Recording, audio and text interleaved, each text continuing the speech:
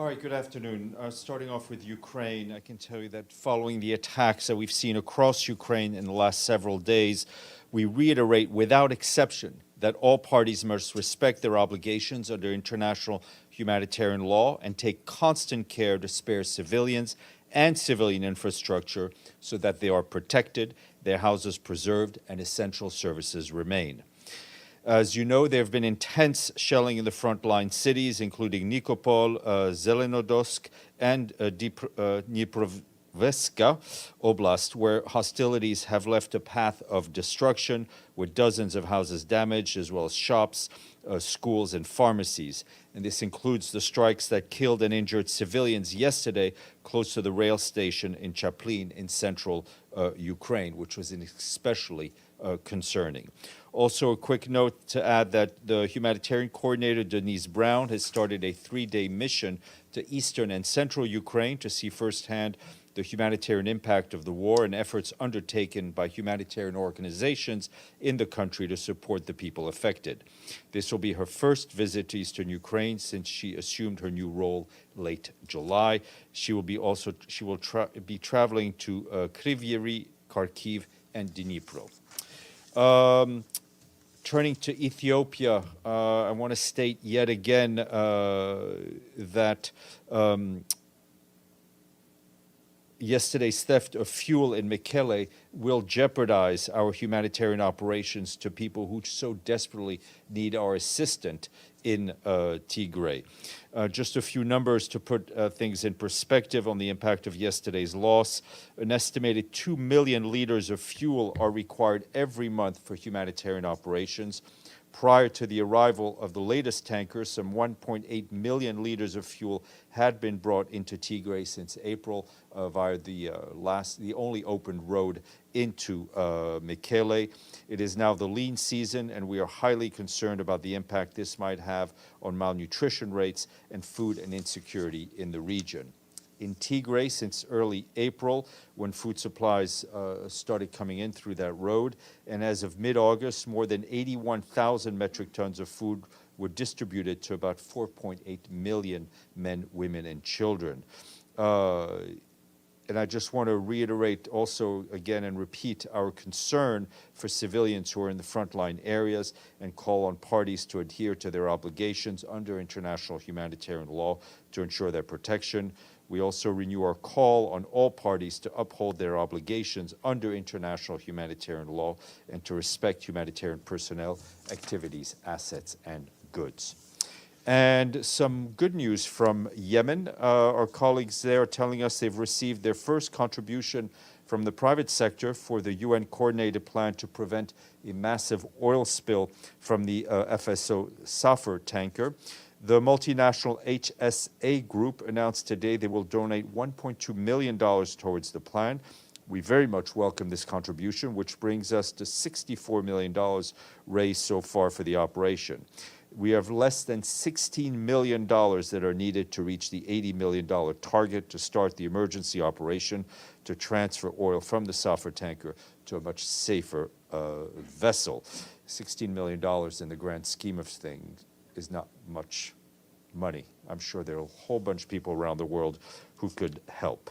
David Gressley, the UN resident humanitarian coordinator for Yemen, who leads UN efforts concerning the tanker, says he hopes today's donation will serve as a catalyst for funding from other private sector companies and foundations. We're also looking carefully at how to reduce the cost of the emergency operation, as well for the second phase of the plan that will ensure a safe, longer-term replacement capacity for the Safar tanker. We ask that donors that have pledged funds to disperse them urgently and that others who can contribute to do so as soon as possible. The emergency operation cannot be implemented without the necessary funding. And today marks 5 years since the start of the forced mass displacement of Rohingyas and other communities from Myanmar's Rakhine State. You will have seen that yesterday evening we issued a statement in which the Secretary General underlined the full and effective participation of the Rohingya people in the as an inherent part of Myanmar-led solution to the crisis. He added that the greater humanitarian development access for the UN and its partners to affected areas is crucial, and that perpetrators of all international crimes committed in Myanmar should be held accountable. And the Secretary General Special Envoy on Myanmar, Nolene Heiser, was also visiting Bangladesh, in the last few days, called for an increased support for Rohingya refugees and host communities. During that visit, she was able to witness firsthand the work and critical assistance UN agencies are bringing to so many people. Back here this morning, Tor Venislan, the Special Coordinator for the Middle East Peace Process, briefed the Security Council. He said he was pleased to note that the ceasefire between Israel and Palestinian Islamic Jihad remains in effect, and that a fragile calm has been restored in Gaza, adding that the UN is working with partners to ensure the delivery of urgent assistance to those who need it most. However, he said, the ceasefire is limited to ending immediate hostilities, and that the underlying drivers of the conflict are still unresolved, with violence having increased across much of the occupied West Bank.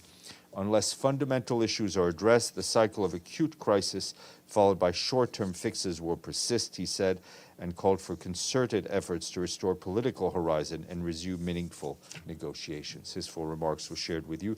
Philippe Lazzarini, the head of the UN refugee, of the UN, of UNRWA, Relief and Works Agency for Palestine Refugees in the Near East, also briefed, and I don't think we were able to get those remarks for you, but we're still trying.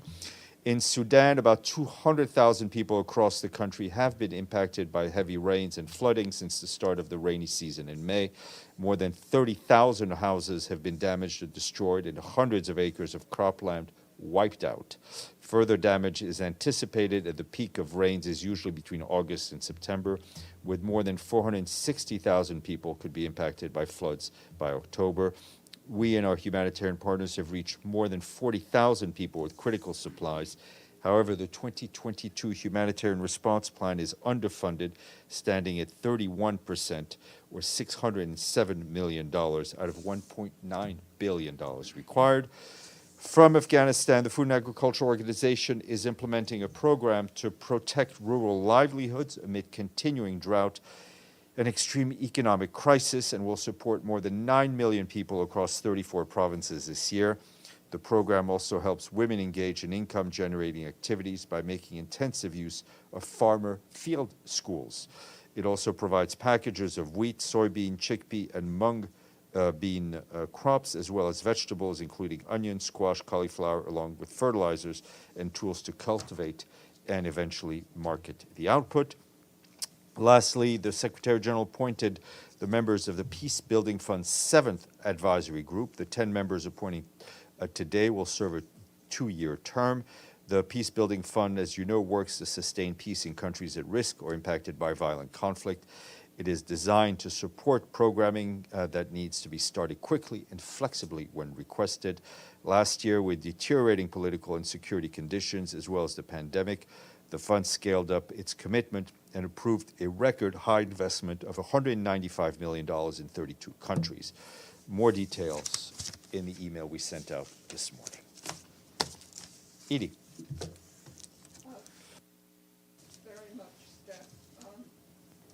The nuclear reactor at Zaporizhzhia was taken off the national grid today because of shelling in the area that damaged some electricity lines.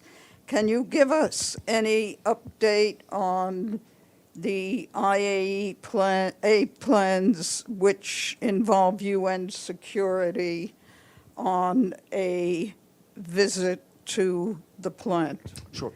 I think what we've seen today is yet another reminder of why it's important to get the IAEA technical team in there as soon as possible. We are continuing to work with our IAEA partners who are in the lead, and I know there's an intense discussions ongoing as we speak, but they will be the ones who will take the lead in announcing when that team will go there. Yes, Ray. Thank you, Stéphane. Libyan Prime Minister-elect Fathi Bashagha sent yesterday a letter to Mr. Dbeiba and asked him to leave the post peacefully and commit to democracy, according to the letter. I have two questions on that.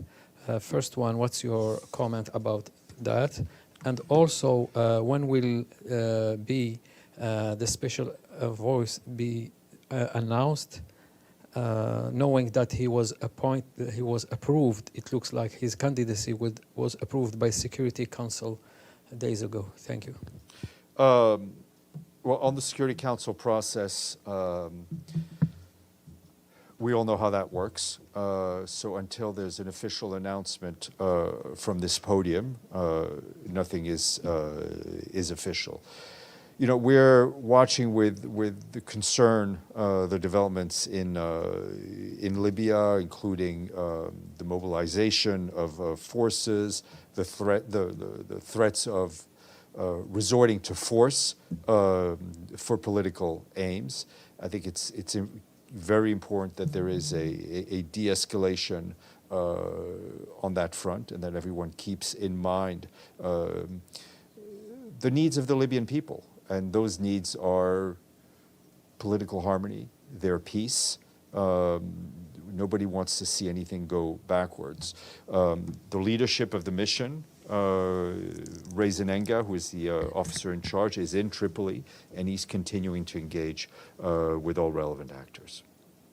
Yes, sir. Hi, Steph. Just like you said, now we saw this dangerous situation in Zaporizhzhia nuclear plant, as well as you mentioned the Chaplyne attack. But yesterday, the U.S. and the U.K. announced more than 3 billion military aid to Ukraine, while today Russian President Putin signed a decree to increase the strength of Russian armed forces. I mean, it seems like the situation getting even more and more intense. Does the UN share worried about the situation for another escalation in Ukraine? And what do you want to tell all parties concerning the Ukraine crisis? We're not blind to what is going on, whether it's the increase military activities, the horrific violence that we're seeing against civilians. I mean, just yesterday, the attack on the train station and all the other violence that we're seeing. What we want to see is peace, right? I mean, I think the Secretary General was more eloquent than myself when he said that yesterday, both in the Council and also, I think, to a number of you at the stakeout.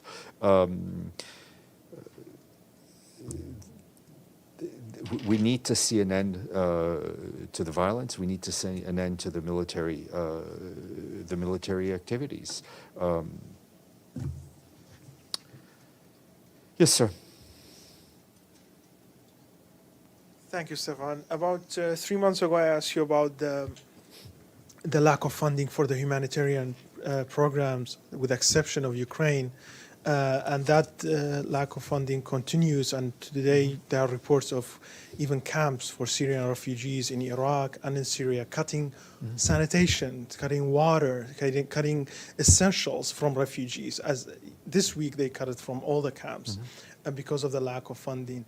My question is, while the SG is rightly so focused on Ukraine, what is he doing to make sure that these other programs, humanitarian programs around the world, get the proper attention and to save these I mean, refugees? I think the Secretary General has to be a multitasker, right?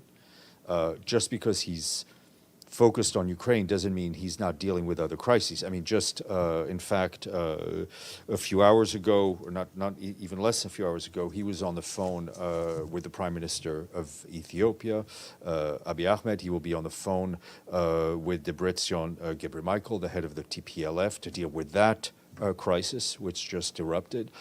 I mean, I think every day, almost every day, I talk about other humanitarian crises, and I always try to flag the lack of funding,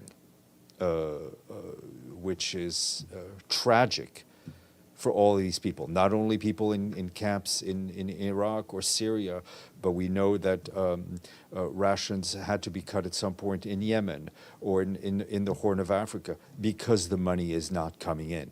And it's not that the money is not there globally. We know there's money.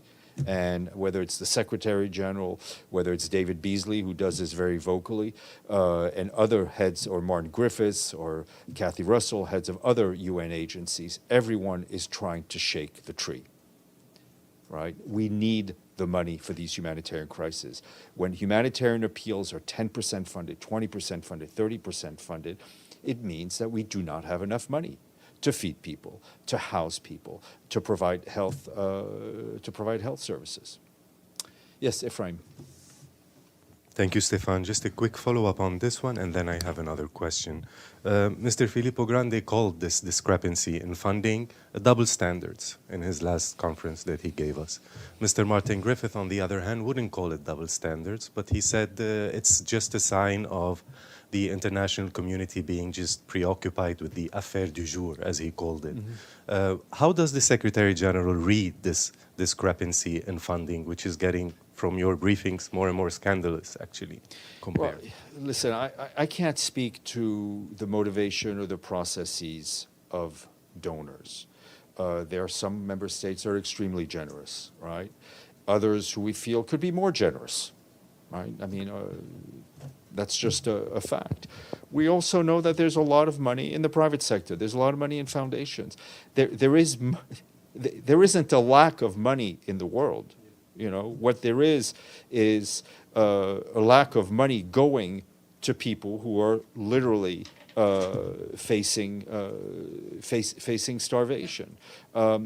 And we understand that donors have competing needs, and we understand that some donors may feel it's more important to focus on crises that have a direct impact on them. And we thank them for the donations for the people of Ukraine. I mean, everyone who needs help is deserving. We just want everyone to be helped. Excuse me, another question on Syria, another grim milestone today. It's been 10 years since the Daraya Massacre. There's a new investigative report that puts the number of people who were massacred by the regime's men at 700. And those investigators are hoping that the UN or other bodies would prosecute the perpetrators.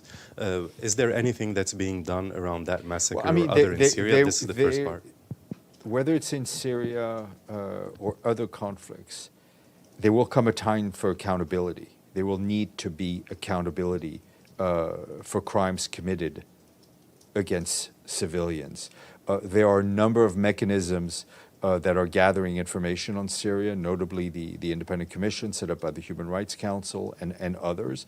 And it's very important that everyone support those mechanisms so we can actually get to some accountability at some point.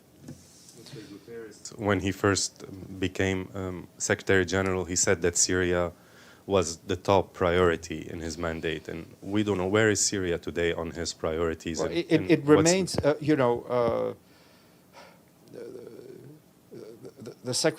any Secretary General has a set of priorities. The world also comes up with priorities as we go. The efforts of Mr. Pedersen are continuing. He's in Moscow today. He met with Foreign Minister Lavrov, pushing on the political track. I mean, I think the Secretary General was extremely vocal on the need to renew the cross-border resolution because the lives of millions of people depended on it.